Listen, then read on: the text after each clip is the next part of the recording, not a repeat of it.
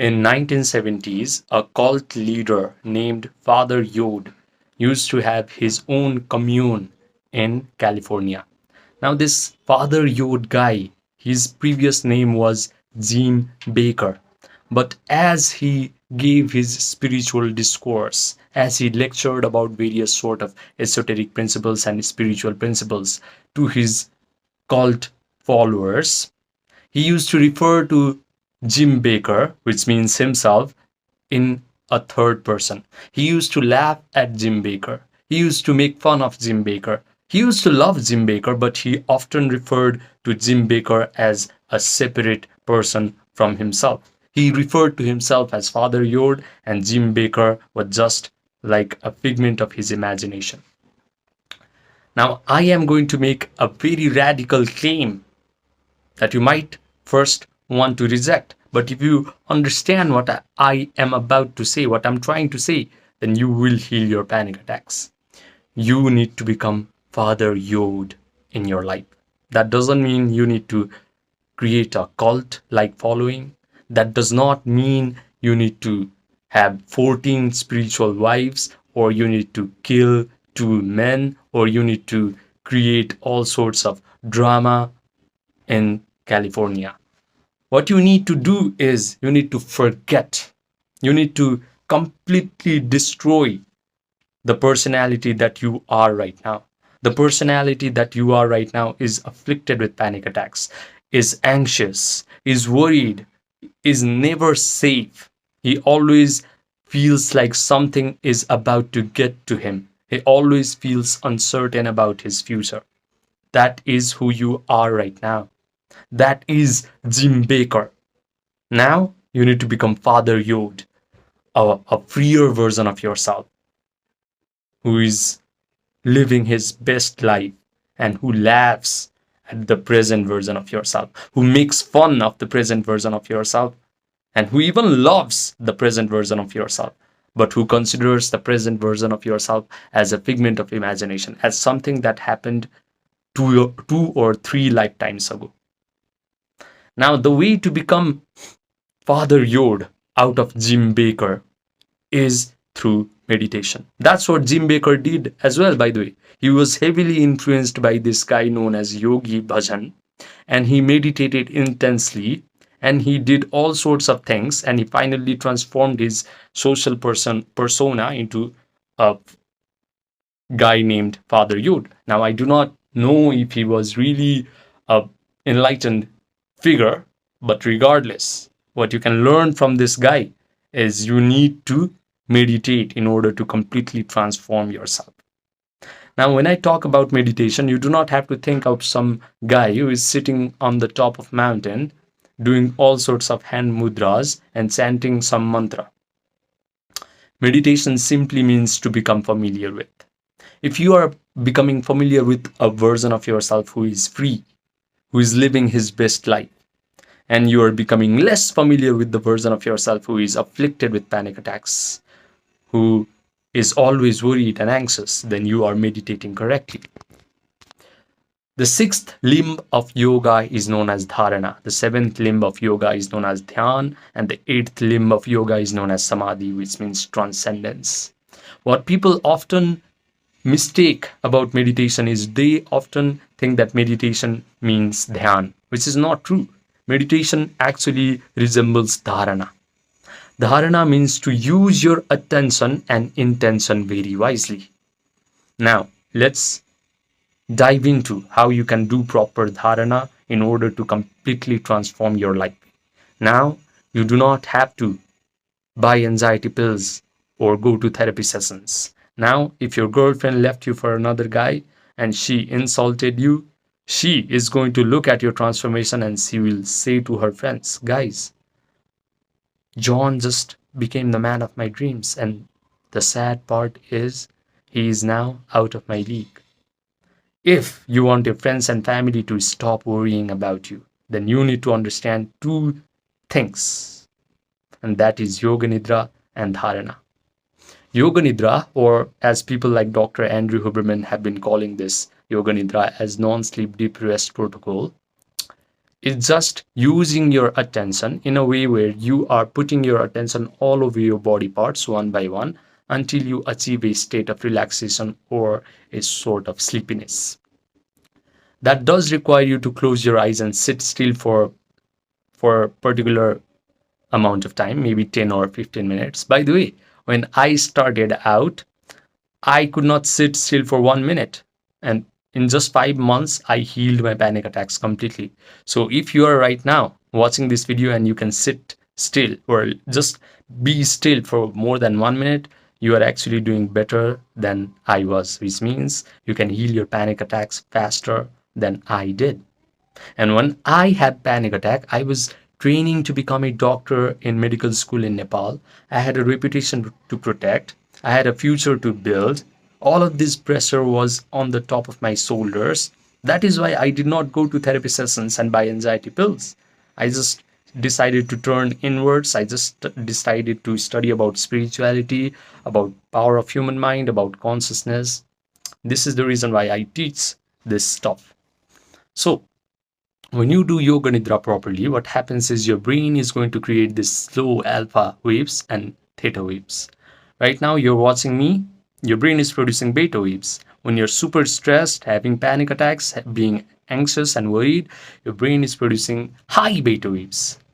But alpha waves helps you to visualize things clearly, and visualizing things clearly means becoming able to put out an intention clearly.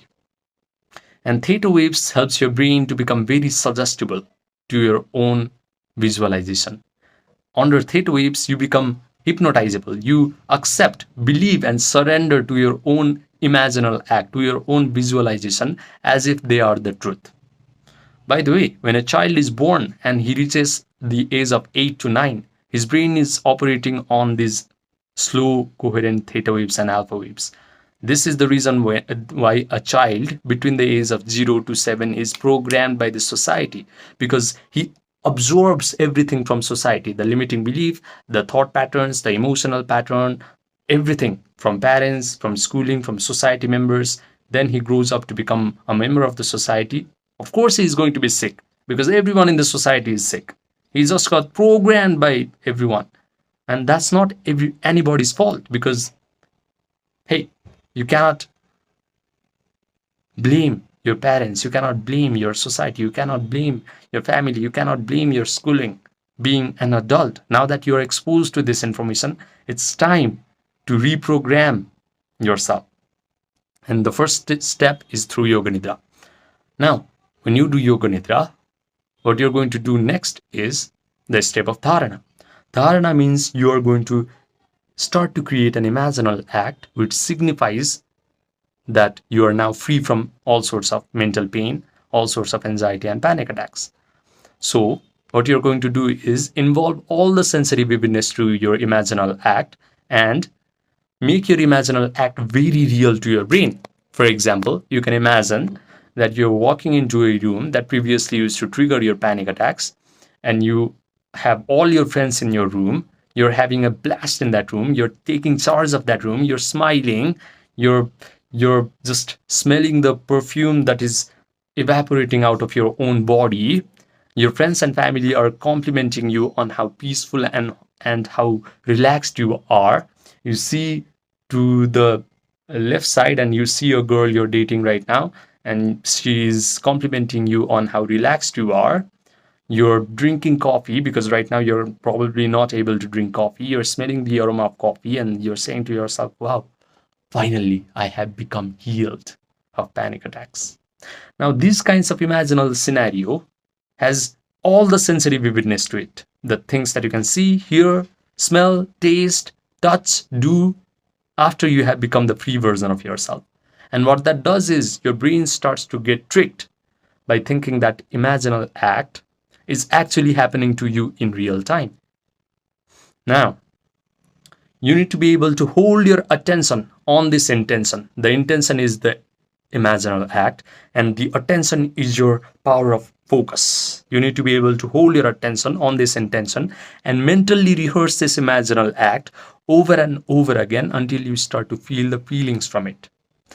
Now that you have visualized that you're waking up in the morning and you just have a big smile on your face instead of heart palpitation and sweating from your face and racing thoughts in your head, and you're saying to yourself, finally, I'm healed, you are going to derive the feelings of joy, gratitude, and empowerment and confidence.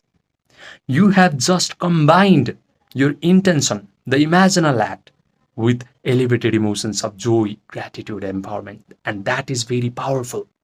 Your imaginal act is sending an electrical charge to the source energy that is present within you, to the divinity that is present within you.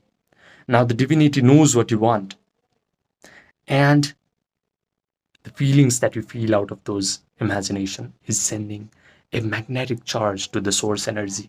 Now, the source energy knows what you want, and it is compelled to give what you want. Now, all of a sudden, you're going to move across one incident after another, and all of your visualization scenes are actually going to materialize into your three-dimensional world of mortality. The thing that you must become really aware of is not to give your attention to the external tragic circumstances that you are currently facing. Because the more you place your attention on the external tragic circumstances, the more feelings you're going to derive from it. The more tragic feelings, the more anxiety, the more worries you're going to derive feelings from those events, and you're going to impress those feelings into your subconscious mind. You're going to send those feelings to the source energy. Now, instead of becoming a magnet to wonderful circumstances, you become a magnet for more crappy situations. That is what is going on right now to you, because you just think that your external circumstances are real instead of realizing that your external circumstances is just a projection from your programs written in the subconscious mind. You think they are real, you pay attention to them, you impress your subconscious mind with more negative feelings, and you get more tragic circumstances. Now is the time to change, and the first step to change is to realize that your external circumstances do not matter. They are a magical lie, they are an illusion. Yogis have been calling this physical personal reality of ours as Maya. Maya means illusion. Whenever they upgraded their state of mind through meditative practices, they could change their personal world, change as well, upgrade as well. This is why it is Maya. Do not worry about your external circumstances. If you simply do this yoga nidra and dharana correctly, your external circumstances will change. They will start to become positive. You will start to become more empowered. You'll start to feel grateful, joyful, and panic attacks and anxiety will start to fall off of your body. Negative circumstances will start to fall off of your life. You will become a magnet for amazing events in your life. This is how you change your life. This is how you become Father Yod and make fun of the previous version of yourself, who is Jim Baker. Now, if you want one-on-one personalized coaching from me, then message me on my Gmail or my WhatsApp, which are linked in the description box down below and the pinned comment section down below. Subscribe, and I will see you in the next video.